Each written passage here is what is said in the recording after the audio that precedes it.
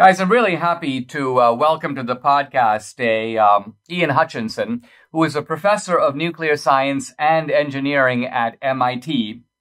He is he's authored over 200 scientific journal articles. He has books in his field, but he's also a Christian, and he's published a book that came out a few years ago, Monopolizing Knowledge, but then a more recent one, Can a Scientist Believe in Miracles? An MIT professor answers questions on God and science. And this is what we want to talk about, the compatibility, if there is, between God and science. Welcome, Ian. Thank you for joining the podcast. I really appreciate it. Let me start by just asking you, in your own life, you have been now for the majority, I think, of your adult life, a devout, a believing Christian. You have also been a practical scientist who not only does science, but teaches science in a very advanced field, plasma physics. Have you found in your life some great attention, some fundamental incompatibility that said to you, I can be a Christian or I can be a scientist, but it's really hard for me to be both? Did you ever feel that in your professional career? Well, thanks, Dinesh. It's great to be with you and chat with you again. We've enjoyed some times before together. I became a Christian when I was an undergraduate at Cambridge University. You can probably tell from my accent that I'm born and bred in Great Britain rather than in America, although I'm a citizen now of the US. And for me, Christianity was always something that I approached not just emotionally or spiritually, but also intellectually. I became a Christian in part because, to me, Christianity made sense. And so my science and my intellect and my Christianity were always, in a certain sense, engaged. And I knew something about Christianity before committing my life to Christ, but when I became a Christian and began the Christian life, I had much to learn, and I developed very rapidly, both in my Christian life as an undergraduate student, but also, of course, in my professional life, because I was studying physics and mathematics and so forth. And so those two parts of my character kind of grew up together, my knowledge of God and of the Christian faith and my knowledge of science.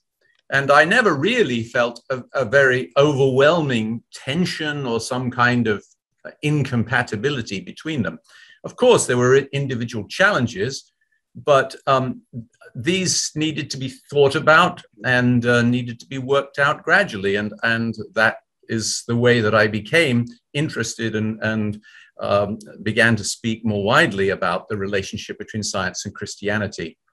You say, Ian, that the problem and the reason that people sometimes experience this tension is because they are confusing science with what you call scientism. Now, I don't think you coined that term, but it's a very interesting term because scientism has the odor or the aroma of an ideology. You seem to be saying that science is one thing and scientism is another. Are you saying that scientism is a philosophy about science and not itself a science, but is often confused with being a science? Yes. In short, scientism refers to the idea that really science is all the real knowledge there is. In other words, the only way to get true knowledge is to use the methods of natural science. It is a philosophy, and it's an approach to knowledge that is extremely widespread today. Of course, in part, that's because science has been terrifically successful in finding out about the natural world and in developing the technologies that we benefit from. And so science definitely gives us a great deal of knowledge. But the idea that all knowledge must come by the means of science is simply a ghastly mistake. It's not one that's widely examined or advocated, but it's sort of in the background of everything we tend to interact with in our society. It's sort of the air we breathe in many academic and even in everyday life. Now, So my idea of trying to understand the relationship between Christianity and science is to realize that, at least today, one of the main reasons that we feel these strong tensions between faith and science is because of scientism, is because of the erroneous belief that science is all the real knowledge there is.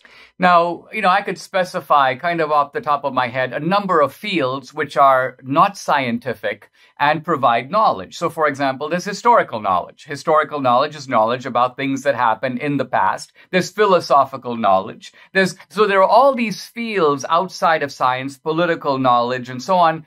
But here's the strange thing. It seems to me that professionally, there's a wannabe phenomenon in which the scholars in these fields want to pretend to be scientists. And so they will say things, and you mentioned this in your writings. Some guy will say, I'm a political scientist. And you quote a man giving a talk at the American Historical Society who basically says that history operates exactly like the laws of gravity. History operates in a scientific manner. So is it the case that these people are, because of the social prestige of science, all trying to be, you may say, pseudo-scientists, and thus blurring the fact that there are legitimate domains of inquiry that are not science, but that nevertheless do contribute to human knowledge? Yeah, I think that's right. I mean, I don't want to accuse all people who are in the humanities or the social disciplines of practicing scientism, but there is a tendency, a very strong tendency, to try to push all of those disciplines in that direction. Friedrich von Hayek, who was a very famous Nobel Prize-winning economist, in the 1950s, actually was one of the first people to use the word scientism in the way that we currently use it today. And he did so in a book all about his criticisms of the way in which his social disciplines were moving in this direction of trying to practice in a way where we had sort of laws of society as much as we have laws of nature. But he pointed out that it simply can't work that way. History doesn't work in the same way, doesn't acquire its knowledge in the same way that we do in the natural sciences, for example, and the same is true of other social disciplines. And so to try to turn these disciplines into sciences in the same sense that natural science is a science is a mistake.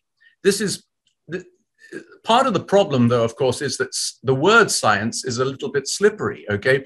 I mean, when you think about a discipline which calls itself political science, it is using the word science in a very archaic way. When Latin was the language of common study and of the intellectual life, the word scientia was used to refer to any kind of systematic knowledge. But today, science, when we use it unqualified, to most people means, physics, chemistry, biology, geology, and so forth. And so that's another source of confusion, which helps to feed this problem of scientism. When we come back, I want to pursue this question of the meaning of science. I want to also explore the paleontologist Stephen Jay Gould's idea that science is all about the objective world, whereas religion or faith pursues subjective values.